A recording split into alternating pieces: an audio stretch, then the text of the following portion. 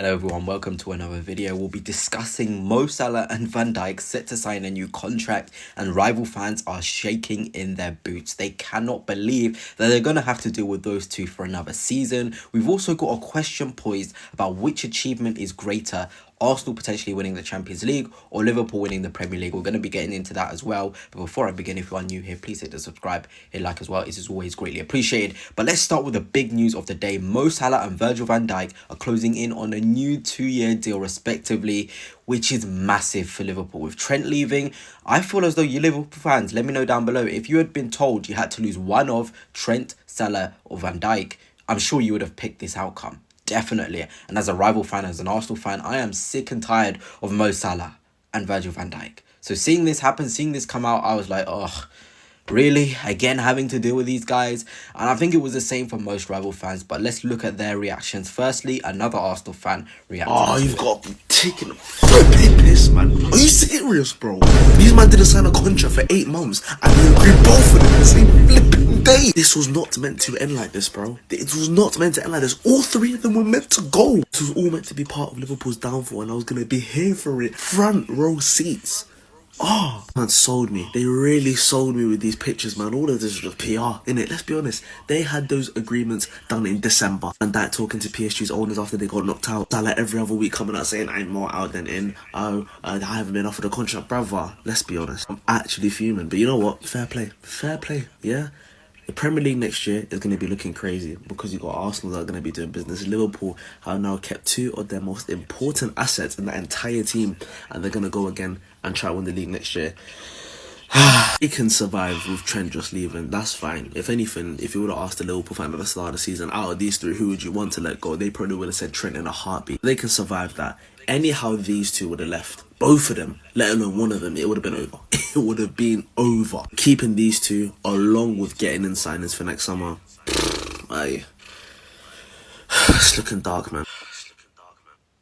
It is looking very, very dark in terms of Liverpool getting it right. I didn't want them to get it right. I'm not going to lie. I respect Liverpool, but I didn't want them to get it right. Keeping Salah, keeping Van Dijk is huge. Now it's just all about FSG making the right choices in the summer. For me, a 6 is a necessity. One that eats the ground. One that can, go up and down the pitch. Strong, good on the ball. I don't know the profile out there, but there's always going to be someone there. Belabor. If Liverpool can go and get Belabor. Belabor, McAllister and Gravenberch, of course, will probably start off games with Belabor being integrated in some of them. But my word, I feel like Belabor is the most perfect profile for Liverpool in the 6. Then you got Kirkes coming in at left back. You got, right back. There's talk of many of them. Frimpong can play there. I saw his performance for Netherlands against Spain at home in the Nations League. He was disgustingly good. Obviously, you can't quantify Trent's passing ability, and it'll be hard to replace that. But my word, Liverpool just need to get it right. Then they'll be unstoppable next season as well. I don't want them to, but Belabor, someone like Frimpong, a centre forward like Isak, who they're still going for, mamma mia, they will be absolutely cooking. And like I have said, you ask Liverpool fans, Van Dijk, Trent, Salah, pick 2. This is who they pick. 100%. So more nightmares for my team Arsenal, who Salah loves to perform against. Van Dijk even scored against us this season too. Not what I wanted to be seeing. I wanted to see Liverpool getting weaker, them making the wrong decisions, but they aren't making those wrong decisions. Now let's look at United fans' reaction to the Salah and Van Dijk contract agreement. No. More nightmares to come. Mo Salah is staying at Liverpool. Confirmed new contract for Mo Salah. Can the week get any better? Any worse?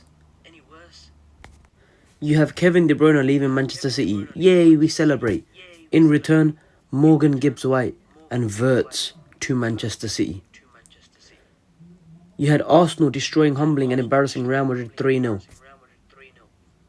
And now you have Mo Salah closing on a new deal at Liverpool. Agreement in final stages is going to happen.